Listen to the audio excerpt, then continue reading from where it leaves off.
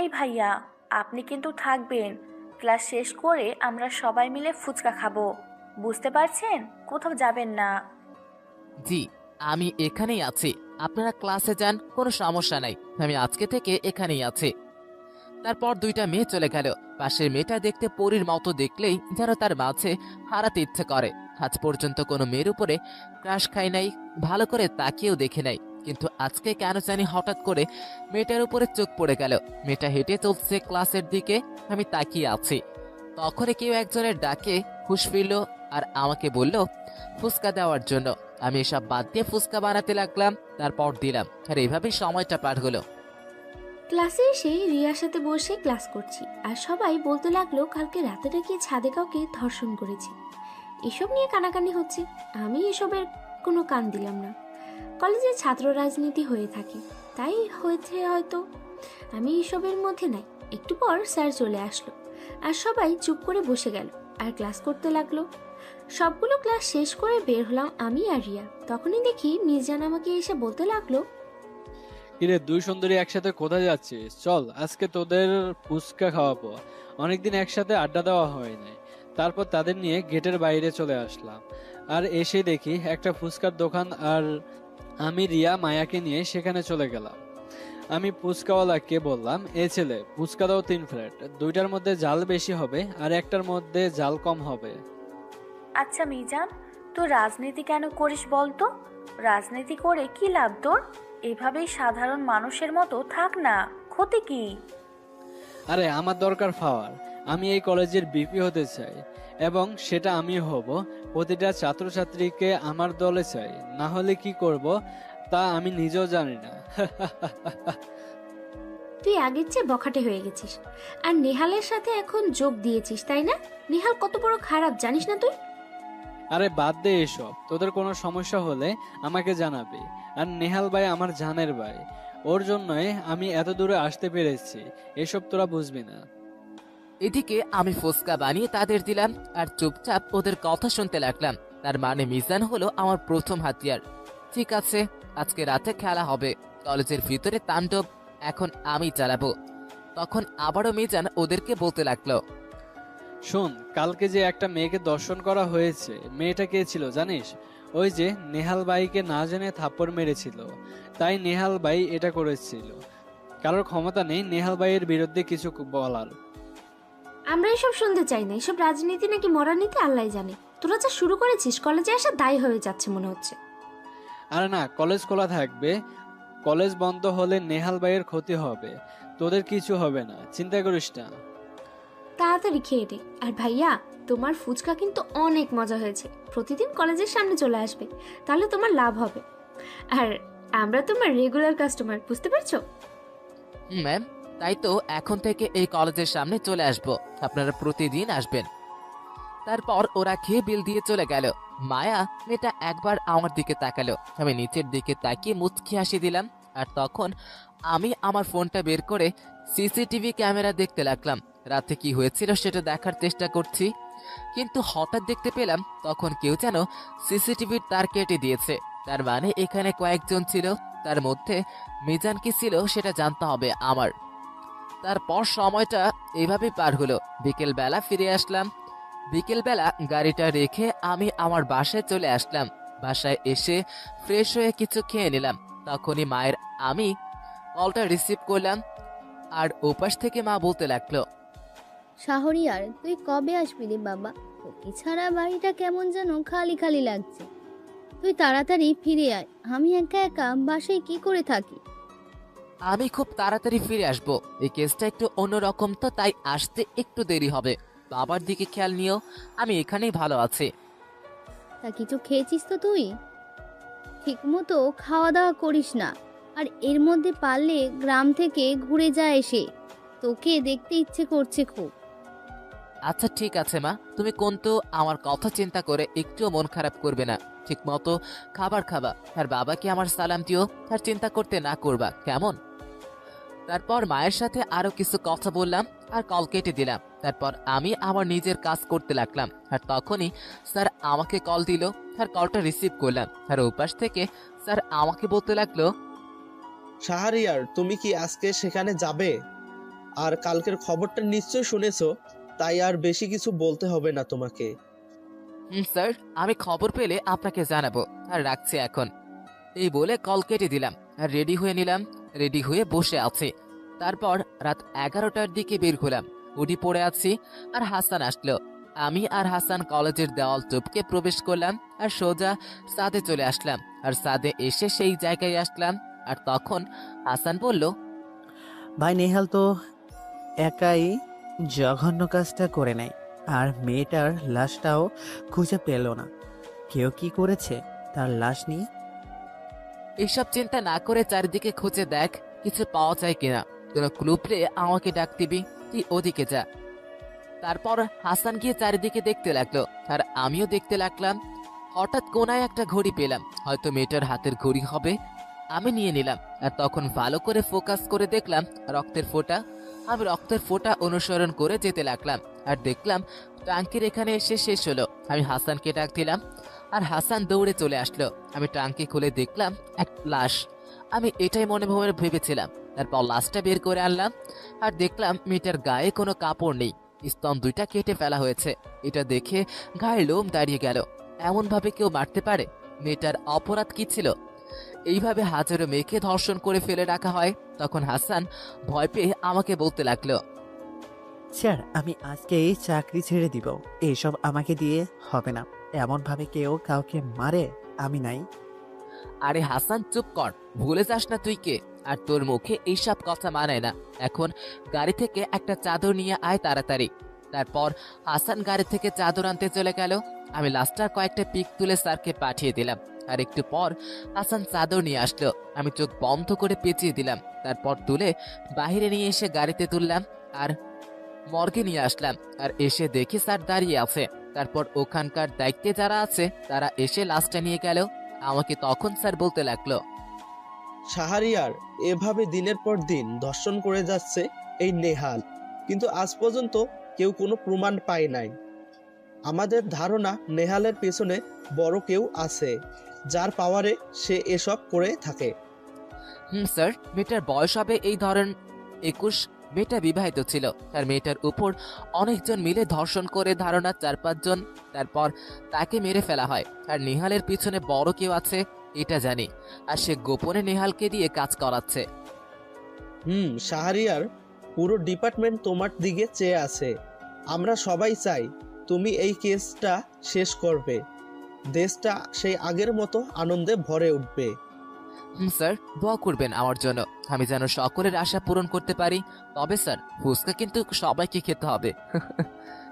ঠিক আছে, একদিন সবাই গিয়ে ফুচকা খেয়ে আসবো। শাহরিয়ার রহমানের হাতের ফুচকা, সেটা কি মিস করা যায় বলো? তারপর আমি স্যারের সাথে আরো অনেকক্ষণ কথা বললাম। তারপর আমি বাসায় চলে আসলাম। বাসায় এসে ফ্রেশ হয়ে খাবারটা খেয়ে ঘুমিয়ে গেলাম। ঘুম ভাঙলো সকালবেলা। তারপর উঠে ফ্রেশ হয়ে খাবার খেয়ে বের হলাম সেই ফুচকাওয়ালা। আমি কলেজের সামনে চলে আসলাম। যে সামনে এসে আমি আমার কাজ করতে লাগলাম। আর তখনই দেখি কালকের 3 জন আমার দিকেই আসছে। ছেলেটাকে দেখে আজকে বেশ অন্যরকম লাগছে। ওরা আমার কাছে এসে বলতে লাগলো, ভাইয়া কেমন আছো? দাও 3 প্লেট ফুচকা দাও। 2টাতে ঝাল হবে আর 1টাতে ঝাল হবে না। এই মায়া মিজান বস তোরা। তারপর আমরা 3 জন বসে পড়লাম।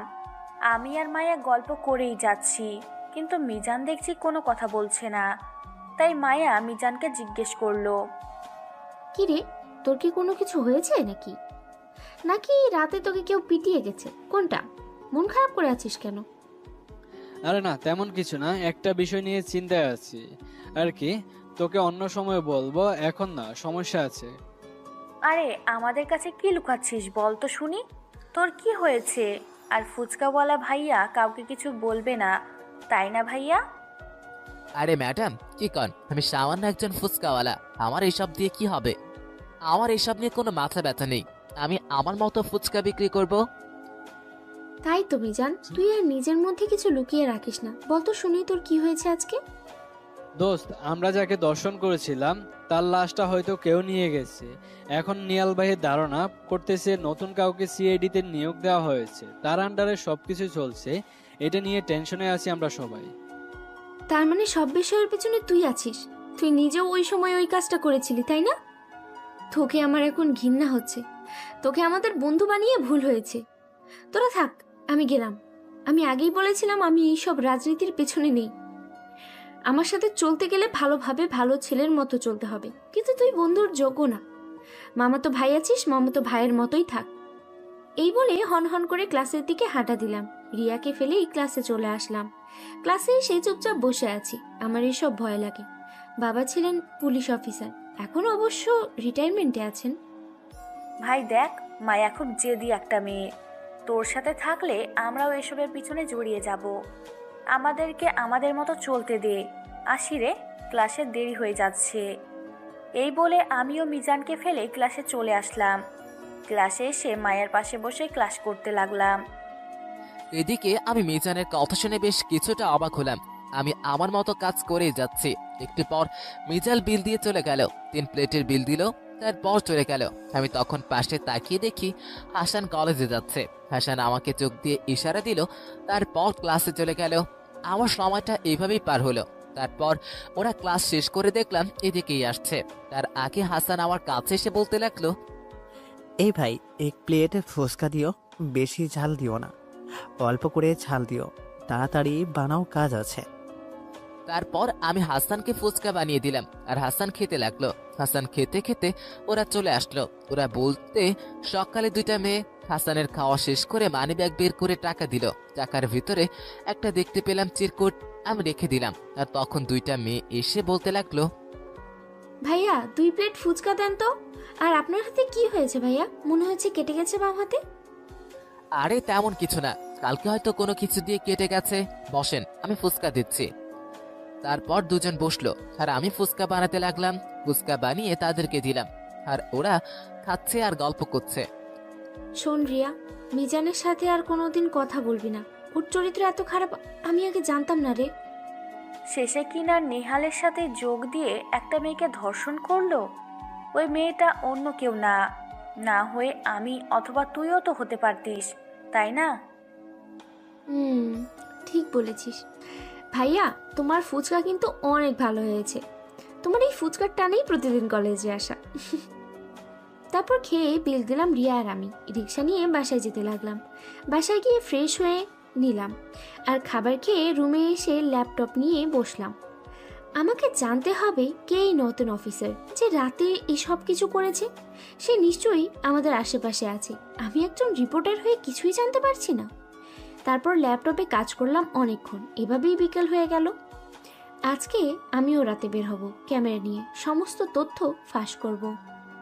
এদিকে আমি কলেজ শেষে বাসায় চলে আসলাম, আর বাসায় এসে দেখি হাসান বসে আছে। হাসান আমাকে দেখে বলতে লাগলো, ভাই, একটা রিপোর্টার আপনাকে নিয়ে লেখার চেষ্টা করছে। এখন আপনি যদি সবার সামনে চলে আসেন তাহলে সবকিছু শেষ হয়ে যাবে। বুঝতে পারছেন ব্যাপারটা? বুঝতে পারছি। আচ্ছা, এই বিষয়টা নিয়ে তুই চিন্তা করিস না। আমি জানি সেই রিপোর্টারটা কে, খুব ভালো করে চিনি আমি। ঠিক আছে, রাতে কি বের হবেন আপনি? আমি কি ফোর্স নিয়ে আসবো তো ভাই?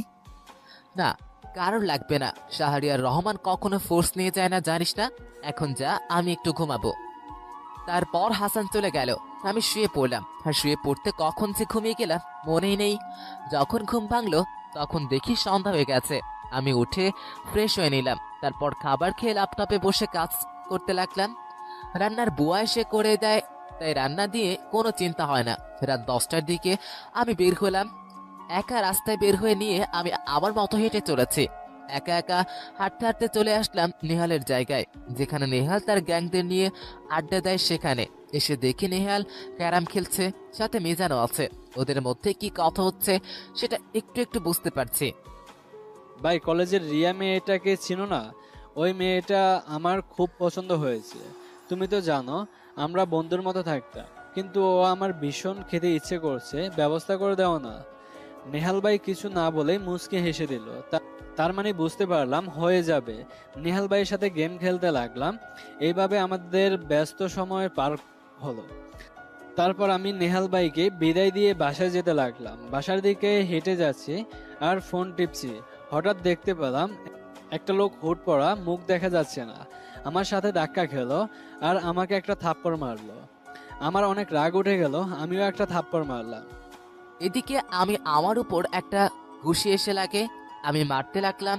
মারতে মারতে আড়ালে নিয়ে চলে আসলাম। শেষ পর্যন্ত মিজান আমাকে বলতে লাগলো, সরি ভাই, আমি বুঝতে পারিনি, হঠাৎ করে ধাক্কাটা লেগে গেছে, আর আমিও মাথাটা ঠান্ডা করতে পারিনি। আমাকে আর মারবেন না ভাই। আমি হাসতে লাগলাম, তোকে মারার জন্যই তো এখানে আসা। আজকে তোকে সামথিং দিব, যেন তোর ভিতরে একটা ভয় ঢোকে। আমি মিজানের হাতটা ভেঙে দিলাম। মিজান চিৎকার দিল। আমি মুখে কাগজ দিয়ে দিলাম। আমি ডান হাতটা ভেঙে দিলাম আর চলে আসলাম। আমি বাসায় এসে ফ্রেশ হয়ে নিলাম আর খাবার খেয়ে ঘুমিয়ে গেলাম। সকালবেলা কারোর কলের শব্দে ঘুমটা ভাঙলো। আমি ফোন হাতে নিয়ে দেখি মা ফোন দিয়েছে। আমি ফোনটা ঘুম ঘুম চোখে রিসিভ করলাম আর ওপাশ থেকে মা আমাকে বলতে লাগলো, শাহরিয়ার, এত বেলা হয়ে গেল, এখনো ঘুমোচ্ছিস নাকি? তোর বাবার শরীরটা ভালো না, একবার আয় তো, আমি আর পারছি না। মা রাতে আসবো, চিন্তা করো না। আর আমি ডাক্তারকে ফোন করে দিচ্ছি, উনি চলে যাবে। আমার অনেক কাজের চাপ। আচ্ছা ঠিক আছে, ডাক্তারকে একটু তাড়াতাড়ি আসতে বল। আর সময় পেলে একবার এসে দেখে যা, তোকে বড্ড মিস করি রে, বাড়িটা খালি খালি লাগে।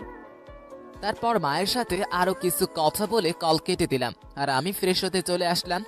ফ্রেশ হয়ে খাবার খেয়ে বের হলাম কলেজের উদ্দেশ্যে। আমি কলেজের সামনে এসে আগের দিনগুলোর মতো কাজ করে যাচ্ছি। তখনই দেখি নিহাল তার দলবল নিয়ে কলেজে প্রবেশ করছে, বাইকে করে। মিজানের হাতে ব্যান্ডেজ করা, এটা রিয়া আর মায়ের চোখ এড়ায়নি। দেখেছিস মাইয়া মিজানের অবস্থা? মনে হচ্ছে কালকে কেউ তাকে দিয়েছে, ওর এভাবেই মৃত্যু হবে, দেখে নিস। কবে জানি আমার ক্ষতি করে বসে। যে এই কাজটা করেছে একদম ঠিক কাজ করেছে। আল্লাহ যেন তাকে হায়াত দান করেন আরও। শোন, এই কাজটা করার কারোর ক্ষমতা নেই, এটা একমাত্র ওই অফিসারটার করেছে।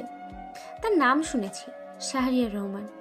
ও ছাড়া কারোর ক্ষমতা নেই মিজানকে মারে। তুই কেন ওই অফিসারের উপর এতটা জানার ইচ্ছে বলতো? তোর সাথে ওই অফিসারের কি সম্পর্ক বলতো আমাকে? বাবার মুখে অনেকবার শুনেছি, কিন্তু বাবা নাকি তাকে এখনো দেখে নাই। আরও যদি চাকরিতে থাকতো তাহলে একটা দেখার চান্স ছিল। এখন তো অবসরে আছে, তাই সম্ভব না।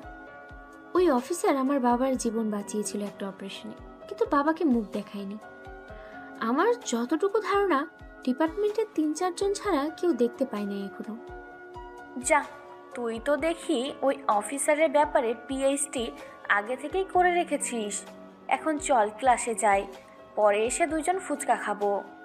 এই বলে দুইজনে ক্লাসে চলে আসলাম। ক্লাসে এসে দুইজনে মনোযোগ দিয়ে ক্লাস করতে লাগলাম।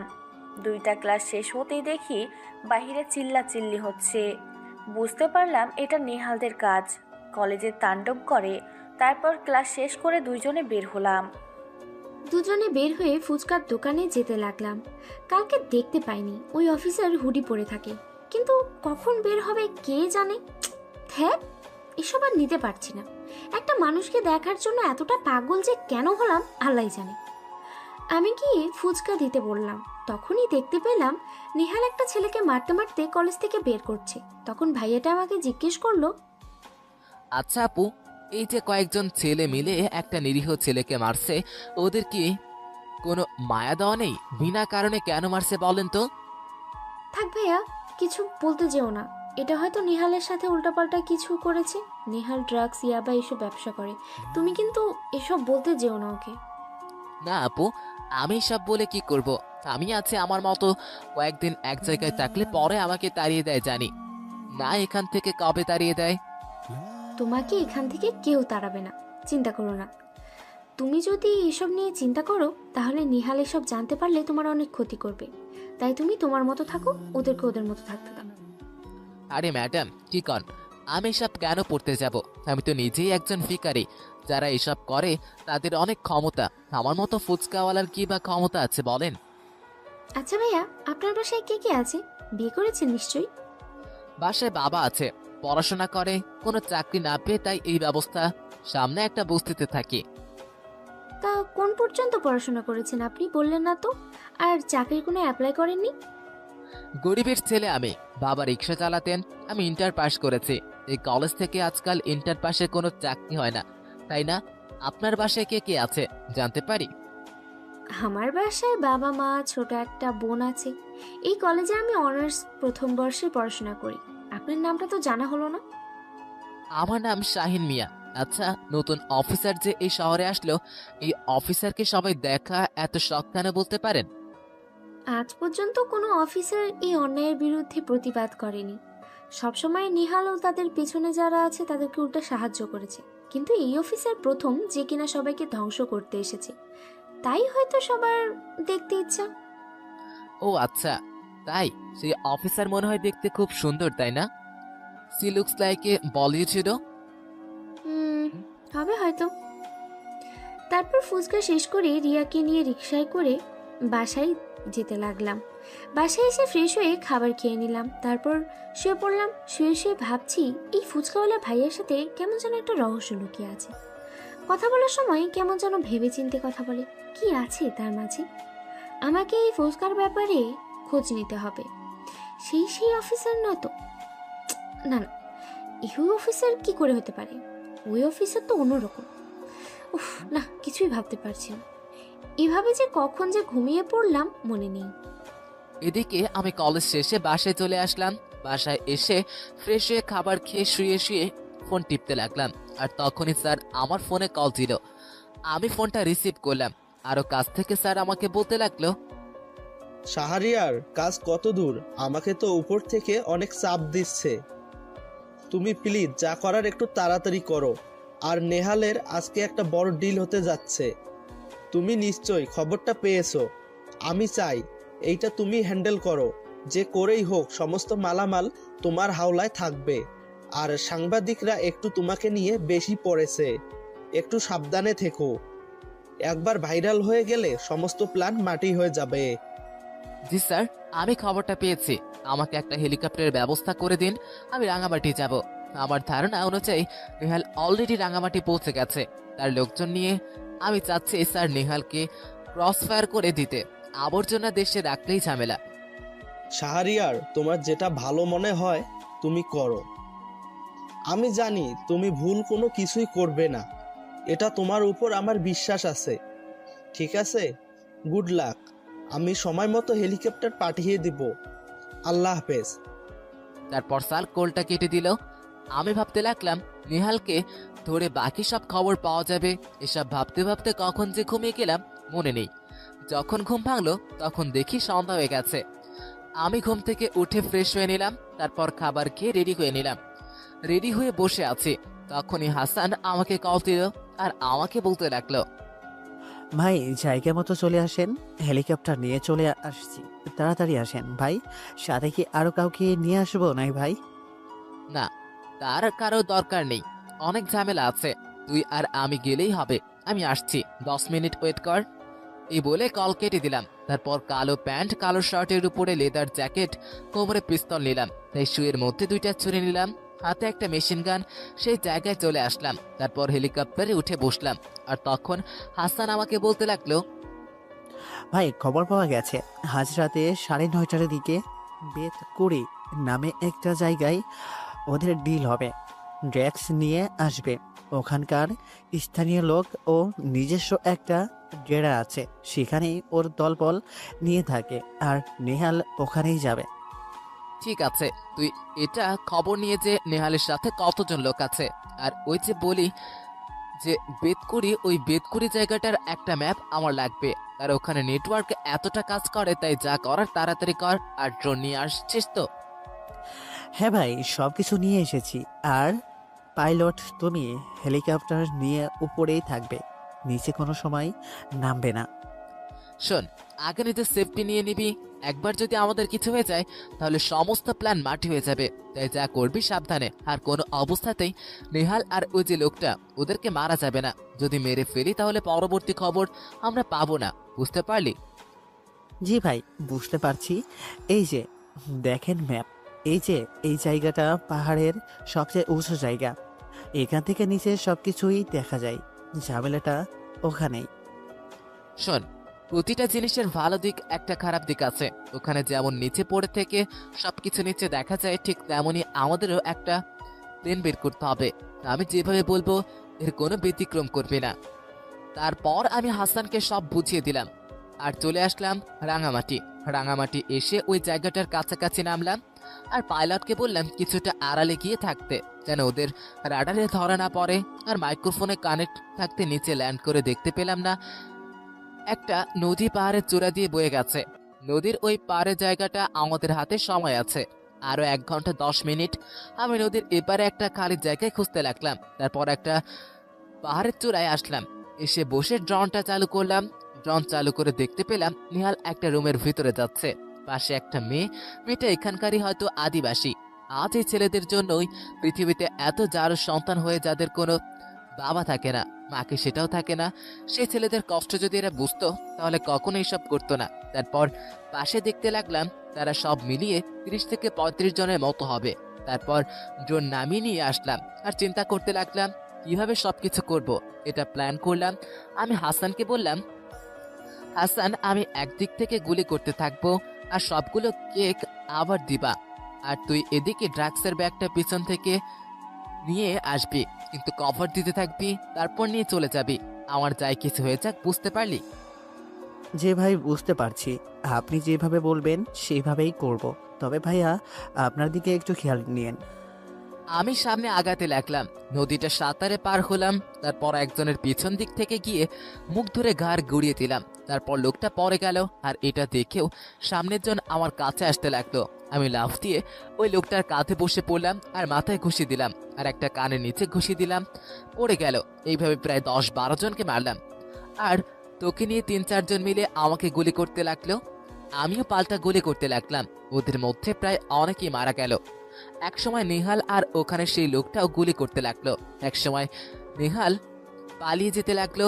আমি দৌড়ে গিয়ে নেহালকে ধরলাম আর পায়ে একটা গুলি করে দিলাম। তারপর ড্রাগসের ব্যাগটা হাসানকে দিলাম আর বললাম এখান থেকে চলে যেতে। তখনই কেউ একজন আমাকে পিছন দিক থেকে আমার মাথায় আঘাত করলো আর আমি তাকিয়ে দেখি মিজান।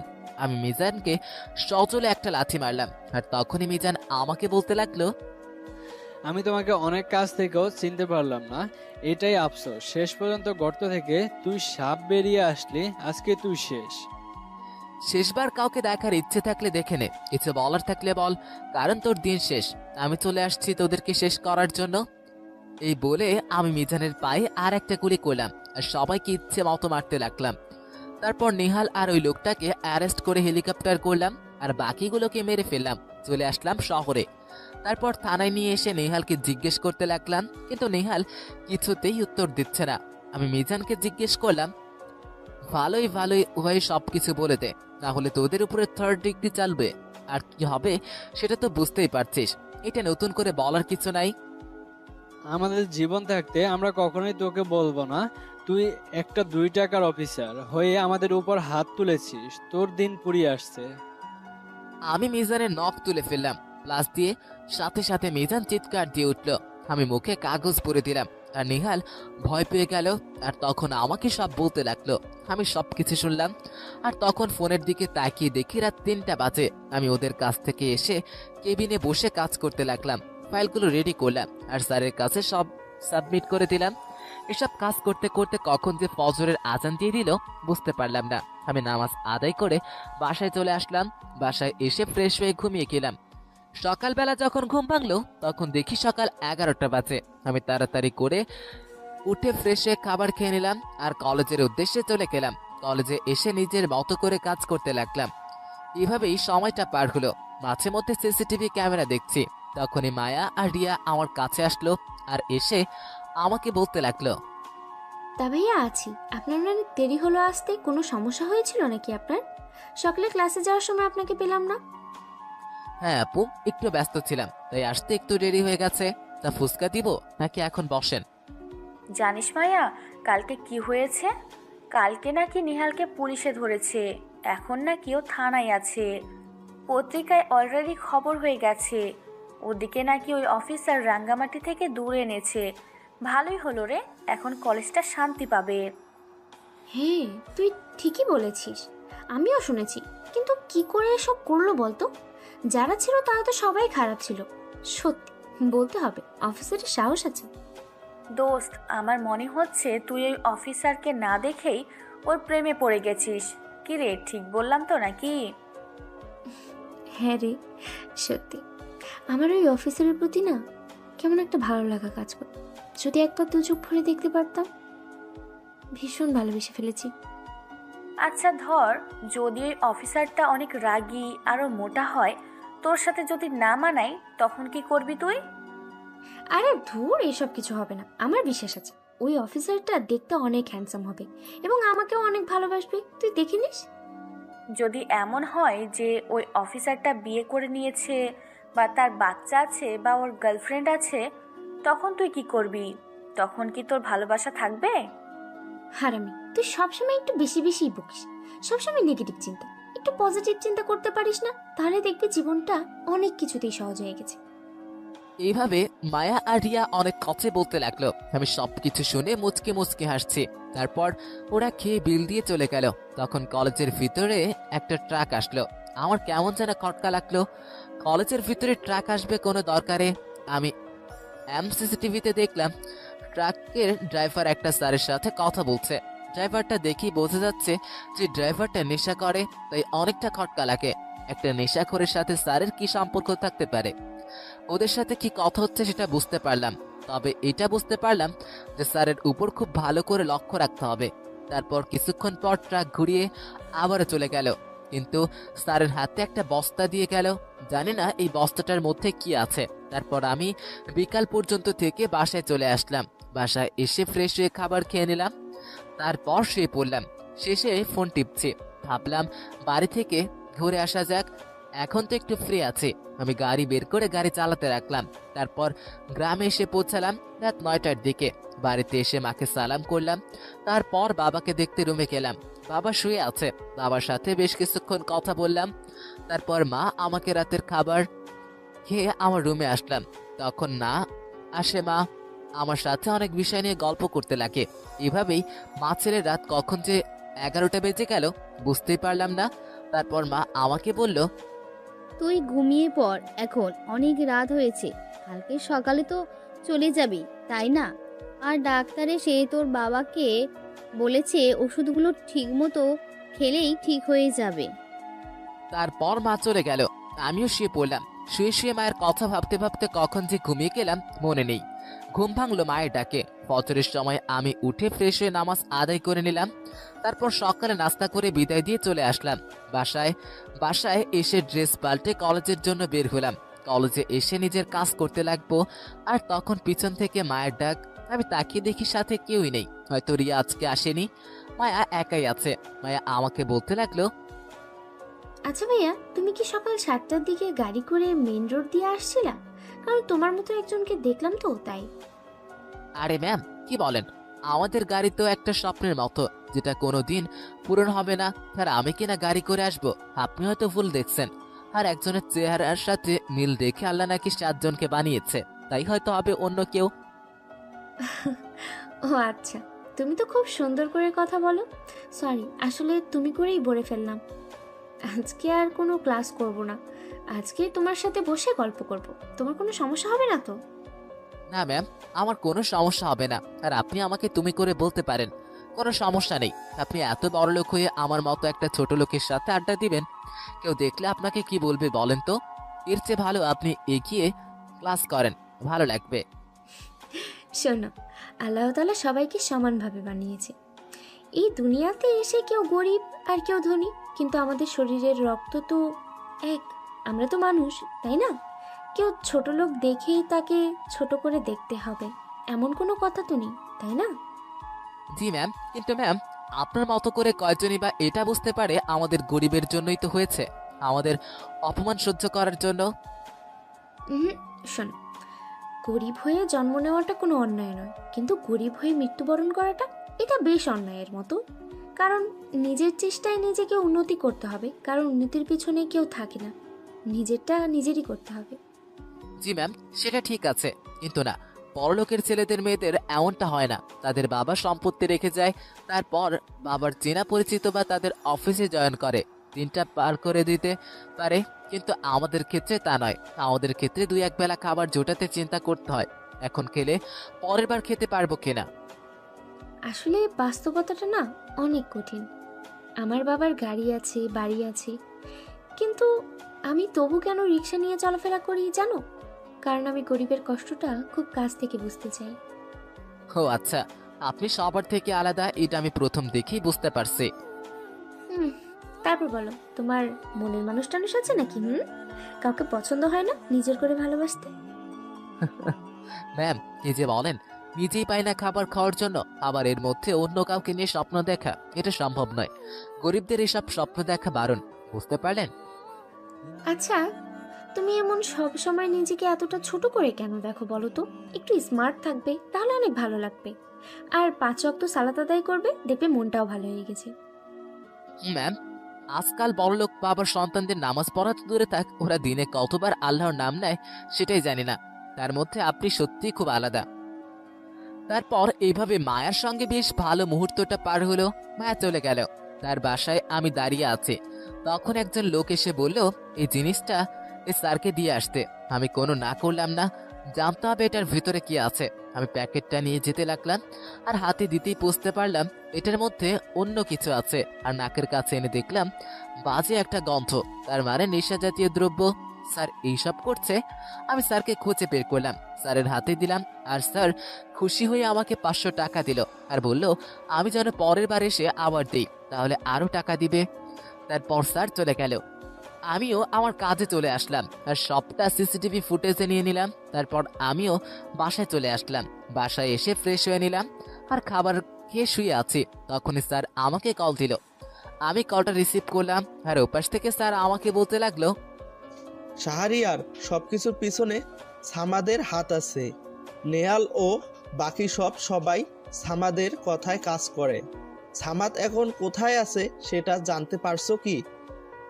স্যার, সামাদ এখন কোথায় আছে সেটা এখনো জানতে পারি নাই। নিহালকে অ্যারেস্ট করা হয়েছে, এটা সামাদ ঠিকই কোনো না কোনো ভাবে জেনেছে। আজকে রাতে অন্যরকম কিছু মানুষের সাথে দেখা করব। শাহরিয়ার, বম ব্লাস্ট হতে পারে কলেজে যে কোনো দিন। এই ব্লাস্ট হলে কয়েক শত শিক্ষার্থী আহত হবে। তুমি প্লিজ এর আগেই কিছু করো। স্যার, ব্লাস্ট হতে পারে 16 ডিসেম্বর, আমাদের বিজয় দিবসের দিন। ওই দিন কলেজে বড় একটা অনুষ্ঠান হবে, এর আগেই কিছু করব, চিন্তা করবেন না। আমি জানি তুমি এটা পারবে। তবে শাহরিয়ার, তুমি তোমার নিজের দিকে খেয়াল রাখবে। তোমার কিছু হলে সবকিছু শেষ হয়ে যাবে, আর কেউ কোনো অফিসার উঠে দাঁড়াতে পারবে না। স্যার, আপনি শুধু টিভির সামনে নিউজ দেখবেন, বাকিটা আমি যা করার করব। আমাদের সাথে আরো কিছু রাজনৈতিক নেতারা আছে, নামগুলো আপনাকে পাঠিয়েছি, দেখেছেন? আর কলেজের ভিতরে কিছু লোকও আছে। ঠিক আছে, বেস্ট অফ লাক মাই সান। তোমার জন্য আমি উপর লেভেলে কথা বলবো। কমিশনার সাহেব তোমাকে সালাম জানিয়েছে। তারপর স্যারের সাথে আরো কিছু কথা বলে কল কেটে দিলাম, আর ল্যাপটপে বসে কাজ করতে লাগলাম। এভাবে সময়টা পার হলো। রাতে বের হলাম অন্ধকার রাস্তায়, একা একা হাঁটছি। হঠাৎ বুঝতে পারলাম কেউ হয়তো আমাকে ফলো করছে, আমার পিছু পিছু আসছে। আমি কয়েকবার পিছনে তাকিয়ে দেখলাম, কিন্তু কেউই নেই। আমি দৌড়াতে লাগলাম, আর একটা জায়গায় লুকিয়ে গেলাম। তখন যাকে দেখতে পেলাম তাকে দেখে তো আমি পুরাই অবাক, কারণ এটা মায়া। ও হঠাৎ করে আমার পিছু কেন নিয়েছে কিছুই তো বুঝতে পারছি না, নাকি আমাকে ধরে ফেলেছে। আমি সেই যাই হোক, মায়া এখানে ঘুরপাক খেতে থাকুক, আমি এদিকে আমার কাজ করতে যাই। আমি স্যারের বাসায় আসলাম, আর কলিং বেল দিলাম। বেশ অনেকক্ষণ পর স্যার আসলো, আর এসে আমাকে দেখে হাসি দিল। আমি সাদে আসতে বললাম, স্যার সাদে আসলো তার ল্যাপটপ নিয়ে। আমি সাদে আসতেই ওনাকে গুলি করলাম, আর উনি ফ্লোরে পড়ে গেল। তখন আমি বলতে লাগলাম, আমি তোকে আগেই কোনো কিছু না বলে গুলি করলাম কেন জানিস? তোর মতো শিক্ষকের বেঁচে থাকার কোনো অধিকার নেই, তুই দেশের শত্রু। আমি কি জানিস? আমি হলাম সিক্রেট এজেন্ট শাহরিয়ার রহমান, যার কথা এতদিন শুনেছিস। আর এখন শেষবার আমাকে দেখে নে। আমি হুডি খুললাম, আর তখনই স্যার তার বুকে হাত দিয়ে একটু উপরে তাকিয়ে মারা গেল। আমি লাশটা এখানে ফেলে রাখলাম, আর ল্যাপটপ নিয়ে চলে আসলাম। তারপর যেতে লাগলাম। আমি বাসায় চলে আসলাম। বাসায় এসে ল্যাপটপ ওপেন করলাম, আর দেখলাম কোথায় কোথায় ব্লাস্ট হবে সেটা প্ল্যানিং করা। তার একটা দেখলাম বড় ড্রিলের কালকের তারিখ দেওয়া, ঠিকানাটা বান্দরবন। আমি এগুলো নোট করে নিলাম, তারপর স্যারকে তথ্যগুলো পাঠিয়ে দিলাম। তারপর ঘুমিয়ে গেলাম। ঘুম ভাঙলো সকালবেলা। তারপর ঘুম থেকে উঠে ফ্রেশ হয়ে খাবার খেয়ে কলেজের উদ্দেশ্যে রওনা দিলাম। কলেজে এসে দেখি কলেজ বন্ধ, ছাত্রছাত্রীরা সবাই দাঁড়িয়ে আছে। কেউ যেন কালকে রাত্রে শিক্ষকের খুন করেছে, তাই কারণ বশত কলেজ আজকে স্থগিত করা হয়েছে। এটা দেখে আমি হাসলাম। এটাই হলো আমাদের দেশ, যেখানে সৎ লোকের কোনো দাম নেই আর অসৎ লোকের জন্য কলেজের ক্লাস স্থগিত করা হয়। আমার অনেকেই ফুচকা খেতে আসলো, কিন্তু আজকে মায়াকে দেখতে পেলাম না। আমি মায়াকে খুঁজেছি, কখন সে আসবে, কিন্তু আমার অপেক্ষার পর হঠাৎ সে আসলো আর এসে গেটের সামনে রিক্সা থেকে নামলো আর দেখে কলেজ বন্ধ, সবাই ফিরে যাচ্ছে। রিয়া আর মায়া দুজনেই আমার কাছে আসলো আর এসে ফুচকা দিতে বলল। আমি ফুচকা বানাতে লাগলাম আর ওরা তাদের মধ্যে কথা বলতে লাগলো। একটু পর আমি ফুচকা দিলাম আর আমি আমার কাজ করতে লাগলাম আর ওদের কথা শুনতে লাগলাম। আর তখন মায়া বলতে লাগলো, জানিস রিয়া, কালকে একটুর জন্য মুখটা দেখতে পারিনি। কোথায় যেন দৌড়ে হারিয়ে গেল, খুঁজেই পেলাম না। শেষ পর্যন্ত আমি নিজেই চলে কোথায় গেছি বুঝতেই পারিনি। অনেক কষ্টে বাসায় ফিরে এসেছি।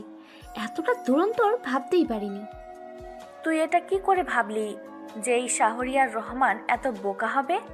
তুই ওই অফিসারের পিছু নিবি আর ওই অফিসার টের পাবে না? এটা কেমন হয়? এর চেয়ে ভালো ভাগ্যের উপর ছেড়ে দে। ভাগ্য নিজেই তোর কাছে এসে ধরা দেবে। শুধু শুধু রাতের বেলা বের হোস না, সমস্যা হতে পারে। দেখেছিস না চারিদিকে কত ঝামেলা চলছে, কখন কি হয়ে যায় বলা তো যায় না। আমার তো দিনের বেলা বাসা থেকে বের হতেও ভয় লাগে। তুই রাতের বেলা কিভাবে যে বের হতে পারিস আল্লাহই জানে। আপনার কিছু মনে না করলে আমি একটা কথা বলি। রাতের বেলা আপনারা কেউ বের হবেন না, কারণ কখন যে কি হয়ে যায় বলাতে যায় না। একটা অ্যাক্সিডেন্ট হয়ে গেলে পরে আর কিছু করা যাবে না। আশা করি বুঝতে পেরেছেন আপনারা। বুঝতে পেরেছি, কিন্তু আমার যে ওই অফিসারকে দেখার অনেক শখ। আমি তাকে অনেক ভালোবাসি, না দেখে যে থাকতে পারছি না। আপনি যদি ওই অফিসারকে সত্যি ভালোবেসে থাকেন, তাহলে ওই অফিসার নিজে এসেই আপনাকে ভালোবাসে কথাটা বলবে, এবং ভাগ্য আপনাদের ঠিকই একদিন না একদিন দেখা করিয়ে দিবে। সেটা হয়তো খুব তাড়াতাড়ি। ভাইয়া, তোমার কথাই যেন সত্যি হয়। একবার সামনে পেলে শক্ত করে জড়িয়ে ধরবো আর অনেক মাইর দিব। আমি খুঁজতে খুঁজতে শেষ হয়ে যাচ্ছি। এভাবে আমি ওদের কথা শুনে আসতে লাগলো। তারপর আজকে খুব তাড়াতাড়ি চলে আসলাম। আজকে হয়তো আমার খুব একটা বড় অপারেশন করতে হবে, আর এটাই হয়তো আমার এই কেসের সবচেয়ে বড় অপারেশন। আর আমি এখানেই সবাইকে ধরতে পারবো। আমি বাসায় চলে আসলাম। বাসায় এসে ফ্রেশ হয়ে খাবার খেয়ে নিলাম আর কম্পিউটারের সামনে বসে ভাবতে লাগলাম কি করা যায়। তখনই আমার ফোনে একটা কল আসলো আর আমি কলটা রিসিভ করলাম। কারো কাছ থেকে কর্কশ কণ্ঠে বলতে লাগলো, কি রে শাহরিয়ার রহমান, তোর তো দেখি খুব বার বেড়েছে, তাই না? আমাকে খোঁজার জন্য তুই পাগল হয়ে গেছিস, এমনকি সব কিছু জেনেও গিয়েছিস। নিশ্চয়ই আমার কথা শুনে বুঝতে পারছিস আমি কে। আমাকে না খুঁজে বরং তোর বাবা মাকে সামলা। তোর বাবা মার না খুব কষ্ট হচ্ছে, তাদের কষ্ট দেখে আমার না খুব কান্না পাচ্ছে। পারলে নিয়ে যা। তুই শেষ পর্যন্ত আমার বাবা মাকে নিয়ে এসেছিস। ওদেরকে ছেড়ে দে, তোর যা করার আমার সাথে করবি। তবুও আমার বাবা মাকে ছেড়ে দে।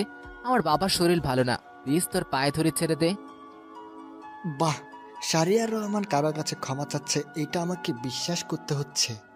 যে কিনা 3 বছরে 98টা ক্রস প্রায়ার, আন্ডার ওভারে কতজনকে মেরেছিস তার কোনো হিসাব নেই। সে শাহরিয়ার রহমান আমার কাছে ক্ষমা চাচ্ছে, বেশ ভালোই লাগলো। এসব বন্ধ কর, বল কোথায় আসতে হবে। আমার বাবা মারকে কোনো ক্ষতি করবি না তুই। যা বলবি আমি তাই করব। তোর বিরুদ্ধে সমস্ত প্রমাণ আমি নিয়ে আসছি। এই তো এবার লাইনে এসেছিস, আমার লোকদের সারিয়ে আনবি। নেহান মিজান ওদেরকে ছেড়ে দিবি। আর স্যারকে তো মেরে ফেলেছিস, এর জন্য তোকে অনেক বড় একটা মাসুল দিতে হবে। আসছি, তুই চিন্তা করিস। তোকে যদি আমি শাস্তি না দিতে পেরেছি, তাহলে আমার নাম শাহরিয়ার না, তুই থাক মরার জন্য। এই তো আরেকটা খবর শোন, আমার লোকেরা মাত্রই ধরে নিয়ে আসলো।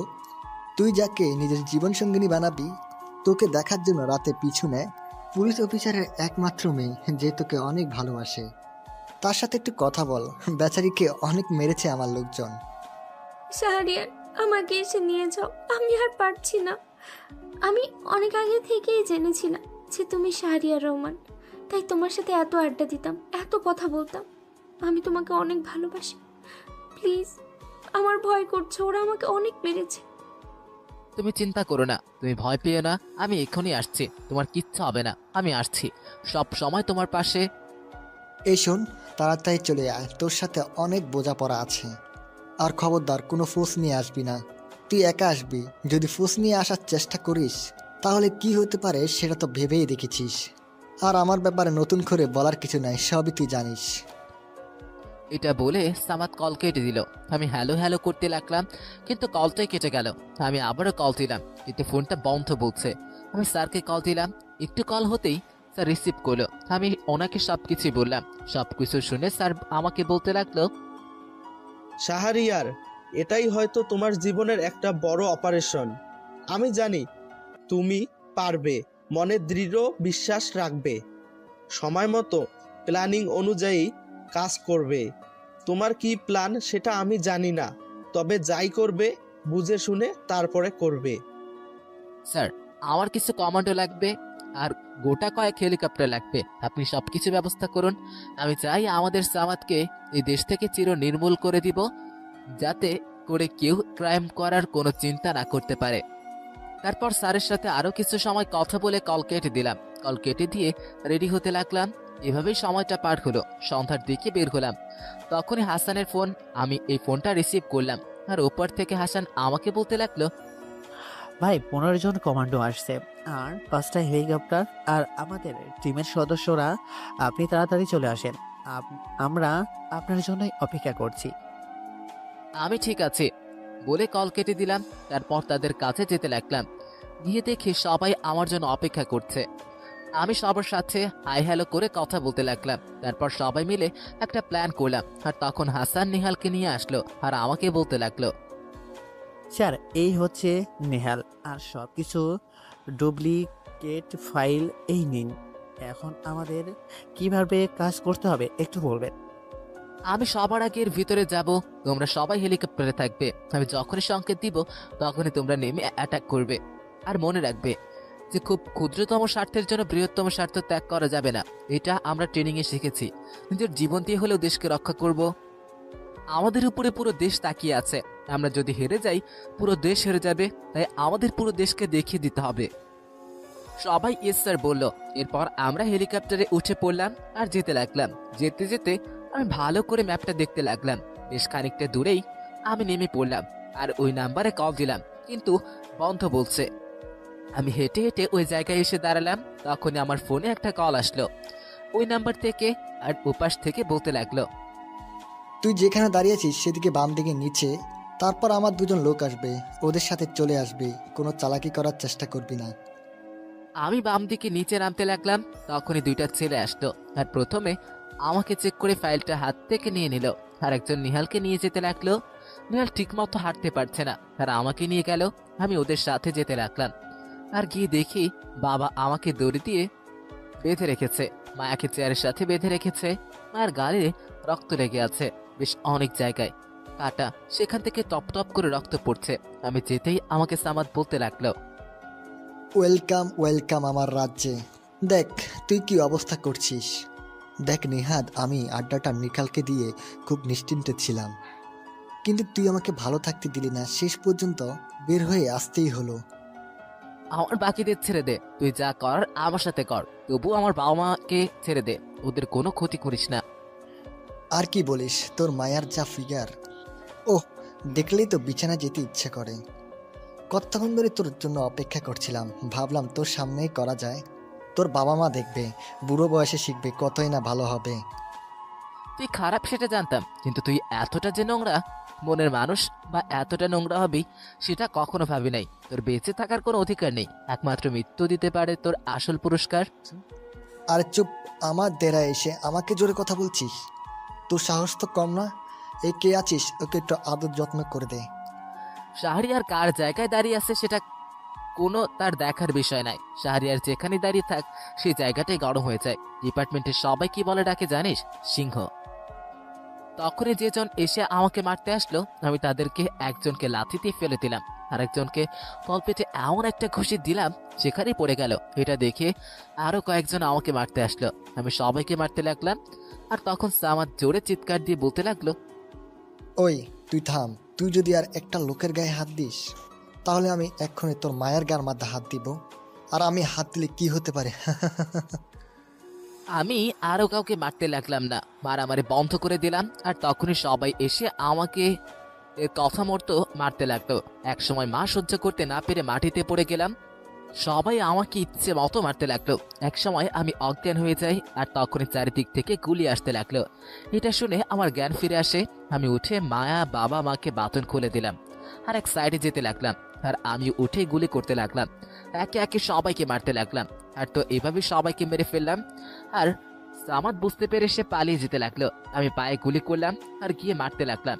নেহালকে গুলি করে মেরে ফেললাম। সামাদকে ধরে নাক বরাবর একটা ঘুষি দিলাম, আর তখনই মাটিতে পড়ে গেল। তারপর আবারও তুলে তলপেটে ঘুষি দিলাম। আর তখন সামাদ আমাকে বলতে লাগলো, আমাকে মাফ করে দে, আমি আর কখনো এইসব করব না। আমি ভালো হয়ে যাব, আমাকে একটা সুযোগ দে। আমি কথা দিচ্ছি আমি আর কখনো অন্যায় কাজ করব না।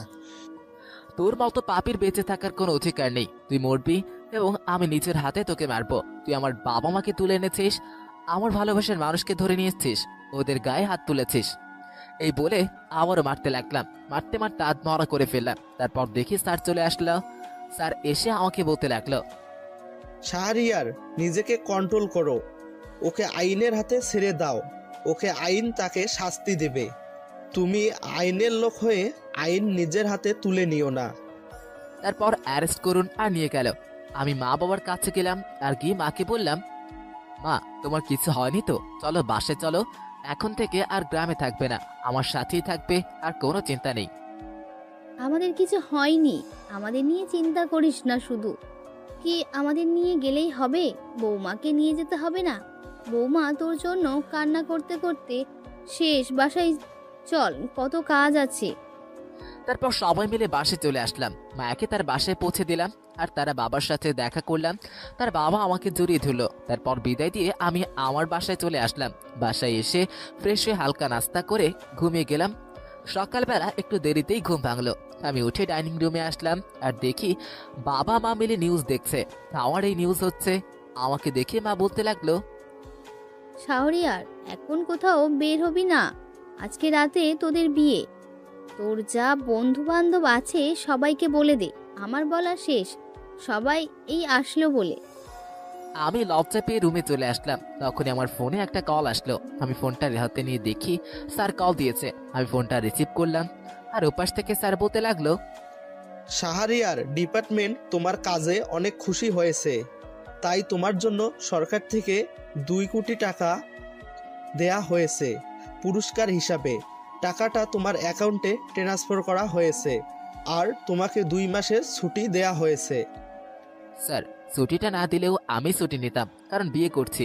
স্যার দোয়া করবেন আমাদের জন্য। তোমার নতুন জীবনের জন্য শুভকামনা রইল। দোয়া করি আরো সামনে এগিয়ে যাও। আর